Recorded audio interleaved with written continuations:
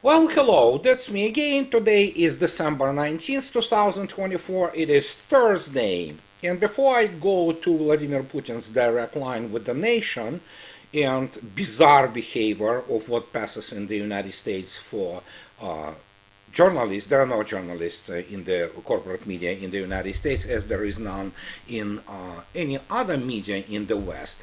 I want to start with what people will continue to, speculate, and there are many trolls naturally. I have armies of trolls who follow me all over the world. Actually, it's not they follow me everywhere in my blog, in my Telegram channel, in my videos. So it's normal. I have no problems with them. Let them continue with their propaganda. But the point is that Vladimir Putin was speaking about the assassination. This is what it is: murder. It's not really. It's terrorist act of General Kirillov. He correctly stated that, yeah, obviously it's a issue of the Russian. Counterintelligence, essentially, people who are supposed to guard very important personalities around Russia. But you have to keep in mind also, you cannot stick every operative and cannot stick of anybody from the Federal Security Protection Service to anybody, because there are simply not enough people. So this is, you inevitably will have the gaps, and you inevitably will have British primarily, but also CIA people who are cowards. They are really good at killing defenseless people, recruiting the same people for which MI6, for example, is responsible with the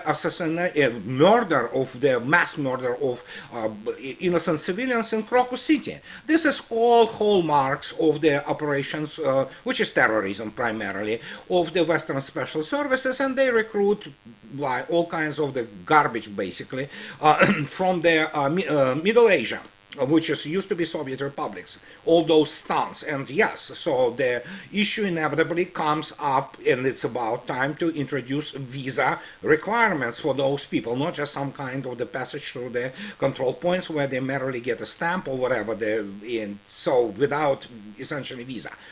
Total full visa control, with the bodyguards and customs being, on alert who they are letting in Russia. So, but when you have even people like this guy, General Kellogg no less, and who actually, as you can see yourself, himself had issues with all this. Kiev broke the rules of warfare by targeting a top military office in Moscow, Keith Kellogg has said. And I don't think so it's really a setback. Well, we will have to, yeah, it is not a setback, but I would say that there are rules of warfare, and there are certain things that you just kind of don't do. Well, there are no rules for basically London and Washington and the SOBs in Kiev. Period. They don't have rules, and we will talk about this today. When you're killing flag officers, he states, general officers, admirals or generals in their hometown, it's kind of like you're extending it, and I don't think it's really smart to do it. It's not kind of the rules of war. He continued reiterating that the bombing was not a good idea at all, in my opinion. Well, I mean, it wasn't a good idea from the point of view of normal people, but normal people do not work in MI6, for example, and basically media. And, for example, it's immediately clear. I'm not talking about New York Times. It's a sewer. It's a human trash, basically, as I already stated, most of those so-called journalists. But even the article in Times actually attracted attention by none other by Mr. Medvedev. And Mr. Medvedev went out and correctly stated that, well, what can I say?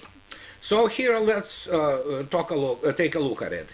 And I agree with him, because essentially every single Western media is nothing more than Die Deutsche Wochenschau circa 1945. It's Goebbelsonian propaganda machines. They don't do news, and so, as I already stated, they're low lives. Normal people do not go into journalism profession. So, and here is Mr. Medvedev wants the Times of response. And yeah, it's a British thing. It's a British so-called elite, the allegedly pseudo-intellectual class, which is produced through all those Etons and Oxfords who are prepared to be morons and still think that they are really big-time players. They are not. United Kingdom is a chihuahua, and as Mr. Medvedev correctly stated, it is impossible to ignore editorial published in the Times, where the bastards called the terrorist attack on Igor Kirillov and the assistant a legitimate act of defense. Medvedev, who currently serves as deputy head of the Russian Security Council, said in his Telegram post, he stated that according to the logic employed by the Times, its entire management could now be considered legitimate military targets. Absolutely. This is what I was talking about for a long time. There are no journalists there. They are propaganda machine, including this human trash from CNN. These are not normal people, as many times have been stated by me. But yeah, they try to ride into, let's say, Kursk or any other places in Russia where they go with all those, well, primarily big groups trying to attack Russia. And then they think that that's gonna fly over their heads. Well, it's not. Their names are known, and when Mr. Medvedev states that they are legitimate military targets in accordance to logic of Times, he is absolutely correct. They know only, those people know only fear. They act only out of fear because they are sociopaths, they have no consciousness, they have no human qualities, and as Tucker stated, yeah, every out of them is a piece of excrement, which is correct. I mean, these are not normal people. So if they get, charged, which they will be, with the war crimes, which, for example, the whole editorial board of Times could be charged as any other British tabloid, or for that matter, New York Times or Washington Post, they should really start looking, behind on their six, because, well, how to put it politely, these people do not understand what they got themselves into. They thought it is the second Iraq, or maybe at best Syria. Well, it is not. And just to demonstrate to you what is happening, these are, if they think that they somehow, are on the radar and everything is over, no. This is not how it works. We might go and take a look. It's the what is called the International Public Tribunal for the crimes of Ukrainian neo-Nazis, and the report which was issued just a few days ago. Then there is the Foundation for the Study of the Problems of Democracy, and there are all kinds of other organizations which took part in creating this white book. This particular report is about Selidova in 2022, and while it is in Russian, it's PDF. I won't basically translate it to you. The mass execution by the armed forces of Ukraine of the civilians of the city of Selidova. And so those materials you do not want if you have weak stomach. You can really find this, it's online. Anybody who wants to really get into the neck of the woods there, I will try to leave you the link below in my, below the video on the YouTube. There is a massive body of evidence of how they have been executing civilians, from children to women to old people, and so you can, I will omit here obviously those photographs which demonstrate and confirm the sadistic measure, or basically modus operandi of those. But let me read some, one of the conclusive parts there. For example, they would go, for people of Selidov who are trying to hide, they would go from the first to the fifth floor on the apartment blocks. They will knock on the door. Those who will open, they will beat them. One of this is Vladimir Panchenko, one of the many witnesses who survived this, and he said that one tried to hide, and when it was calm, he came out of his apartment and he heard the Ukrainian and French speech, this talks. Yeah, it's normal. That's what NATO armies do. They are really good at killing people, especially children and women. That's pretty much the extent of their military capabilities.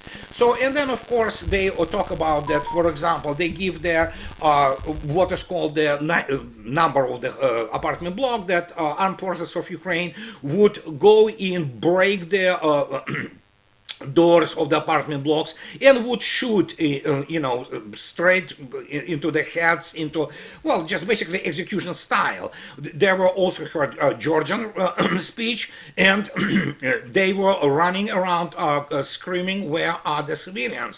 And so, in a sense, they were killing them just because they thought that, well, they're Russians, they are subhumans, as for example, Russian people, for example, I am a Russian, ethnic Russian. I'm US citizen. So in this case, I basically qualify as the Russian American, essentially, or American Russian, whatever way you want to take it. In the eyes of CIA, for example, or Council of Foreign Relations, or Harvard, or all kinds of people on the Congress, I am subhuman. This is how they think. This is how they treat those people, Slavic people, and they do it because they themselves are ignorant jerks, and they are highly uncultured. You cannot get a high culture from Harvard or any other Ivy League in humanities departments. They, as already stated, from journalism school to political science to history, they brainwash them, and you get people who are just sociopaths primarily, and sycophants because they need to promote their careers essentially, or themselves, and that's what we have. In other words, we have, if you think about it, we have the situation when the Western world had oversupply, in fact, is over density, if you wish, incredible density, probably something on the order of the neutron star or the black hole, of the assholes, because most of them are. They're not human, they don't have redeeming qualities about them, and that is the result, because wars in the end, if you look attentively at give me any journal or political scientist from whatever, Council on Foreign Relations, or, from CNN, they're not normal people, they don't understand what they're dealing with, they're highly uncultured, and they are uneducated hacks, all of them practically without exception. And that's what brings us to actually the situation on the front. They are desperate, and there is a very direct proof of that. And if we go to the maps by Marat, well, actually, there are people who help him to deal with this. You can see yourself. This is from the from yesterday. You see those red arrows everywhere. You see those cauldrons everywhere. It's literally those troops are surrounded. And if you can see yourself on the dotted line and some blue arrows going there, it is the possible or probable area of the concentration of the resource, because the armed forces of Ukraine, or whatever it is now, they throw all kinds of people there, try to concentrate, maybe to try to attack Russia somewhere else. Well, let's ISR deal with it, intelligence, surveillance, and reconnaissance. And yeah, those things are not gonna end, well for them, even despite the fact that they still attacked again today the Rostov plant. All missiles have been shot down, but, well, I will talk about this. So now we have this Pokrovsk situation, as you can see yourself. Pokrovsk is being surrounded, and what can I say? It's going to be surrounded completely, and most of the transport arteries are completely cut by Russians, including by the advanced groups, which already are sitting physically on those, well, they are not highways, they are roads, really. I mean, it's barely highways. It's Ukraine after all. I mean, everything there is just a complete disaster, but still. And yeah, that's pretty much seals the fate of Pokrovsk. And then, of course, we can take a look at more what is Velika Novoselovka. And as you can see yourself, yeah, the Russians are advancing everywhere. So, what can I say? So we'll go and take a look at armed forces of Ukraine losses for today. 1,860 killed and wounded. Basically count them as killed, and especially considering the atrocious level of the field medicine. And there are very many witness reports by Russian military that they are not evacuating their wounded anymore. So they basically, yeah, they're dead. And you can see yourself what is happening. 154 drones again. Most of them actually are shut down. And so, Mr. Gerasimov, well, there are so many events happening right now in terms of the front in Ukraine. Obviously, there is a huge media event with the assassination of General Kirillov and his aide. But Mr. Gerasimov, during the briefing yesterday, he showed the general staff, he showed the ranges of the actual ranges, not some by some, who knows, journal from Russia, but that's general staff. As you can see yourself, they show the actual ranges. ATACMS, what they have, ATACMS reaches, as you can see yourself, about Rostov-on-Don and Voronezh. We knew this.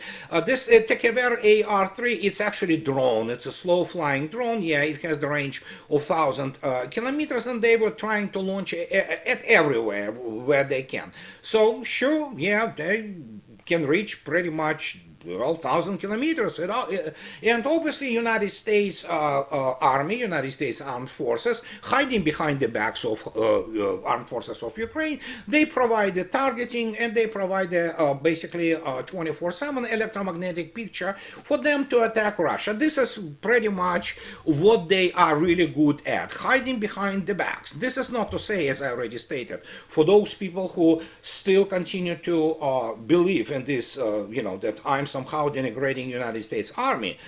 No, I mean, I gladly admit the heroic, pages of the history of the U.S. Army. There are definitely worthy generals, mostly in World War II. There were heroic people fighting there, competent, and so, yeah, same goes for the U.S. Navy, for example. But the point is, I mean, yeah, realistically, those people from Pentagon who are hanging around Washington, D.C., those corridors of power, they are incompetents. They do not understand what they are dealing with, and that is why, for all my respect for General Kellogg's, for example, statement about assassination of General Kirillov, I have to say that again. Can you imagine him talking to the guys, because he will be talking as Trump's envoy, who commanded hundreds of thousands of troops in the largest war, and it's still not war. That's what many people do not understand, and that explains it. But in the operation which United States Army never had no experience dealing with. So can you imagine it? He will be talking to generals who will be invited to communicate with him, and they will be looking at him saying, dude, you just, please, see, way out of your league. And this is exactly what it is. And so in RIA News today, there a very good article, despite the fact that RIA News, it's like hit and miss thingy. But as you can see yourself, Victoria Nikiforov penned a piece about the United States thinking about war with Russia. And she obviously talks about, in the Western media, speech of any kind of speech of anybody in Russia is immediately reinterpreted as if Russia plans to fight NATO. Of course, this is a complete nonsense. Both the Russian president and leaders of all ranks have repeatedly stressed that Moscow is not going to attack the countries of the alliance, but they don't want to hear it. I agree completely. And as the result, considering the utter incompetence of both U.S. military and especially political top like Mitch McConnell writing this garbage about that, yeah, we have to project thing, we are the greatest thing ever. Yeah, what can I say? If the United States wants the war, which many do, in Republican Party, it's a uniparty, okay, let's face it. Yeah, they need to have the basic classes on the operations. Not that they will get it, but still, at least somebody have to explain to them that United States will lose about 1 million men within the first half a year, and I'm talking about KIAs. So if those people think that they know what they're dealing with, well, United States is free to, of course, declare the draft, and let's see what happens. The problem, of course, even Nikiforova, she points out that, yeah, how do you move this force to Europe? And that brings us to this thing. And that is really funny, really. So, and well, Mr. Putin, we know that Mr. Putin is a very serious troll of the 80th level, but he was absolutely correct when he stated this. And he stated this very clearly. He chose the combined West to technological duel with Oreshnik. The Russian president has proposed to test Western defense systems against Moscow new hypersonic missile. Well, if those Western experts, I will explain why it is highlighted in yellow. You mentioned, so there, some people were talking about it, believe that U.S. or whatever, well, U.S. because there's nothing really European which can do anything, believe that they can intercept it, they should suggest to their employers in the West and in the U.S. to conduct a technological experiment. For instance, a high-tech duel of the 21st century. Let them identify a target in Kiev, concentrate all their air defense and missile defense systems there, and then we will strike it with an Oreshnik. Let's see what happens. We are ready for such an experiment. Is the other side ready? Putin asked. Well, it's not ready. It hasn't been for decade now, and I am on record. You can quote me that United States, well, and obviously NATO lost the arms race. It's not only missile system, it's across the board. Well, and when he mentions Western experts, as there some examples, for example, like Ted Pastol talking about the Russian early warning system, which of course he has no clue about what he's talking about, or any other so-called experts in the West pretend to be experts, they are not. And the reason for that is I spoke about this on many occasions, and I stress this again. United States doesn't have even supersonic anti-shipping missile. It's just impossible for the United States to develop this missile. So much so that what they ended up is to sticking whatever 69 or 39, I believe, kilogram, which is what multiplied roughly by two by two, so 88 pounds type. Correct me, I'm doing this from the top of my head. The warhead on the SM-6 air defense missile, essentially. And yeah, they launched it. Oh yeah, we have supersonic missile. No, anti-shipping missile. No, you don't. And the question is that, of course, not only it is Mach 3 at the high altitudes, if it allegedly supposed to be the sea skimmer, which it is not. It cannot be sea skimmer. So it's going to fly the medium elevations, and it's not going to be already, especially for the long range, reaching those velocities. Well, and this is the only one thing we're talking about, anti-shipping missiles, all with the exception of KH-35 Uranus, which is subsonic. All Russian anti-shipping missiles are either high supersonic or hypersonic missiles.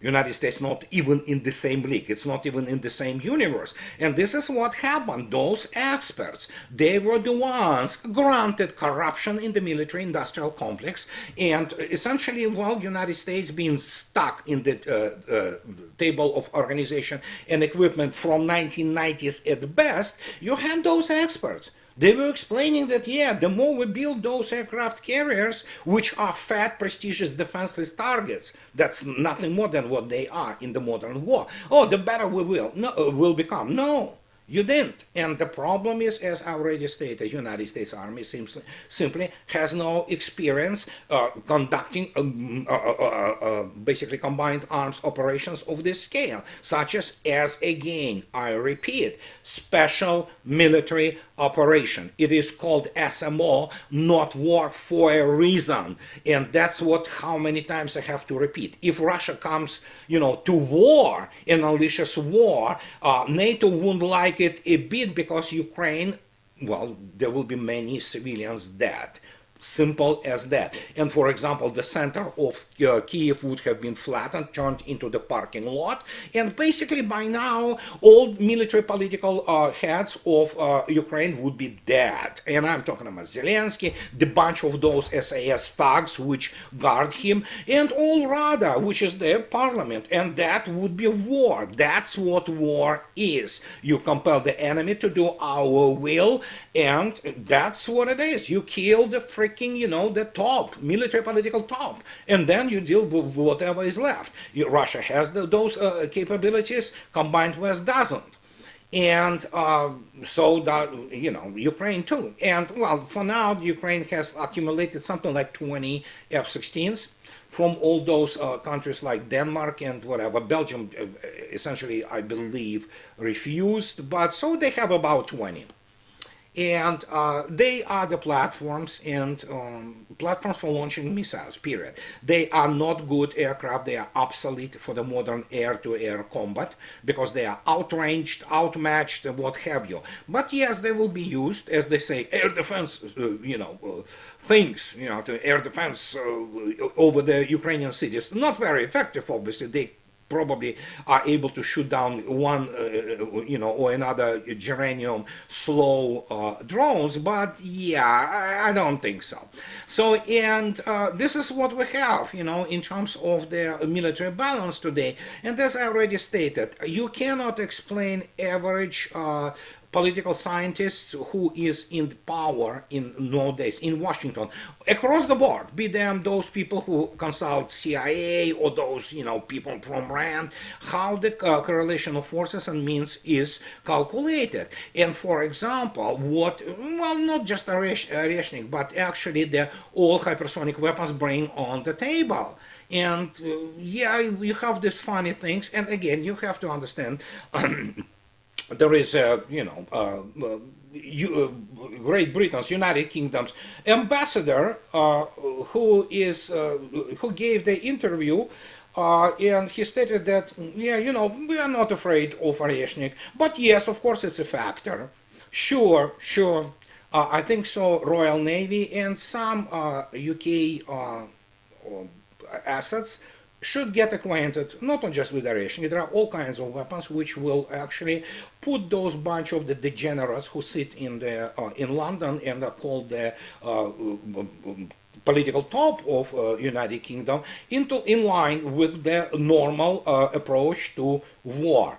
And what can I say? It's just you cannot even judge them anymore in a normal human terms. They are cowards, practically all of them. And when United Kingdom starts talking about anything, I already stated, why does Russia have even any diplomatic relations with this chihuahua of a country? It's a small island, and with the minimal military capability, it is basically a chihuahua. And they are basically criminals. That's what they do. They kill people. They try to organize, all kinds of the terrorist acts and things like that. And they think that they win something. They don't. They do not understand. When you look at the Royal United Services Institute or there's Chatham House, they're clowns, really. Their analysis, it's the analysis by ignoramuses. And I was basically advocating for Russia breaking off the diplomatic relations, for starters, with the United Kingdom for a long time. There's nothing to gain from that. And if some people, again, who have their sensibilities, hurt or something like that, say, oh, you hate British. No, I don't. I understand British people. I understand the plight of the regular, English folks and what they are going through. And I understand how horrible it is to basically observe your country going to the, pretty much third world status, which is the destination for United Kingdom, and probably disintegration with Scotland and Wales maybe, just going their own way. But as I already stated many times, I am, as many of my generation, we grew up with the English culture, with the best of it. We love it, and it ranges from Charles Dickens and Shakespeare to Beatles and, Deep Purple. Yes, we love it. Pink Floyd.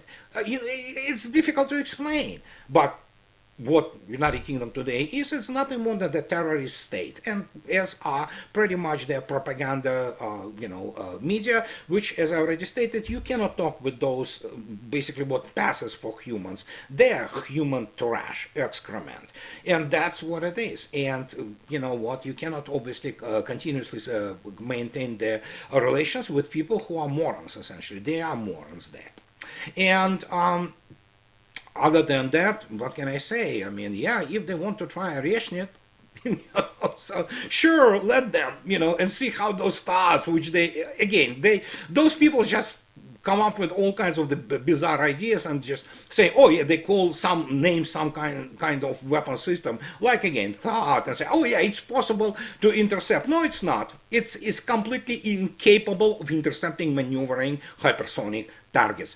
Period. United States is lagging in the air defense and anti-missile systems behind Russia for like what, 2 generations of weapons. It is actually a catastrophe for them, but how can you explain to them that the only thing they can do is to teach basically some basic tactical stuff like how do the the topography, orient themselves in the forest, how to do the tactical medicine, and probably shoot a weapon or two from Kalashnikov to RPGs, and how to run behind the tank. That's about the level. In terms of operations, it's not even funny. Those people won't be able to actually design operations of anything larger than brigade. They will not be able to develop the conception, and as a result, yeah, they are hurting and they are desperate. They will continue to provoke Russia before Mr. Trump, gets the oath and takes the office on January 20th, because, well, there are many other internal political things which are tied to all this situation, and we all know about this. But that is what I wanted to tell you today, guys. And as always, those who like what I do, please subscribe to my channel. And those who can afford, please support me on the Patreon or buy me a coffee or coffee on Duel. I would really appreciate this. Have a nice rest of the week. I'll talk to you later, guys. Bye-bye.